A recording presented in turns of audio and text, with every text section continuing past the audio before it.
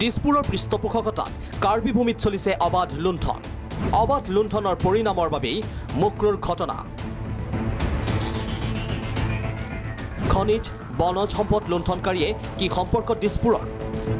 পশ্চিম কাৰ্বি আংলং জিলাৰ মুক্ৰুত 22 নৱেম্বৰত সংঘটিত ঘটনাৰ স্থান পৰিদৰ্শন কৰি উভতি আহি ৰাজ্য চৰকাৰক এই প্ৰশ্ন অসম জাতীয় পৰিষদৰ।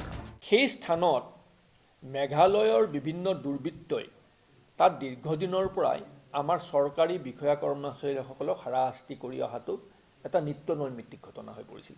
অসম চৰকাৰে জনাৰ পাছতো এই সুদীৰ্ঘ কাল অসম মেঘালয় সীমান্তৰ অসমৰ বিষয়া কৰ্মচাৰীসকলক সুৰক্ষা দিবৰ বাবে কোনো ব্যৱস্থা গ্ৰহণ কিয় কৰা নহ'ল?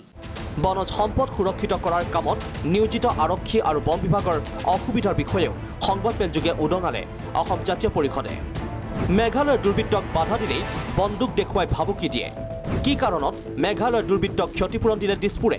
যি সময়ত দুষ্কৃতিকাৰীয়ে অসমৰ মাটিত বেদখল কৰি অসমৰ বনজ সম্পদ লুণ্ঠন কৰি থকা অৱস্থাত বন বিভাগে আৰু আৰক্ষীয়ে কৰ্তব্য পৰায়ণতাৰ পৰিচয় দি তেওঁলোকক প্ৰতিৰোধ কৰাৰ বাবে চেষ্টা কৰোঁতে এজনে জীৱন হেৰুৱাব লগা হ'ল। আৰু তেওঁলোকে উন্মত্ত জনতাৰ পৰা আত্মৰক্ষা কৰিবৰ বাবে গুলী চলাব লগা হোৱাৰ বাবে মুখ্যমন্ত্ৰীয়ে প্ৰশ্ন কৰিলে মুখ্যমন্ত্ৰীৰ মন্তব্য আছিল যে ইমান গুলী চলাব নালাগিছিল। কিমান গুলী চলাব লাগিছিল?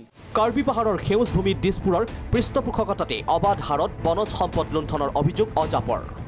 শ কোটি আবণ্টনৰ পিছতো উন্নয়ন শূন্য কাৰ্বি আংলঙত দিছপুৰৰ হৈ তুলিৰাম ৰংহাঙে লুণ্ঠন চলোৱাৰ অভিযোগ।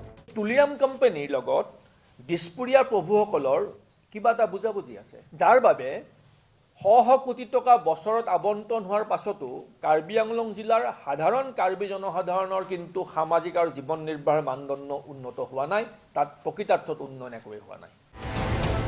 Bureau' report, Prag news.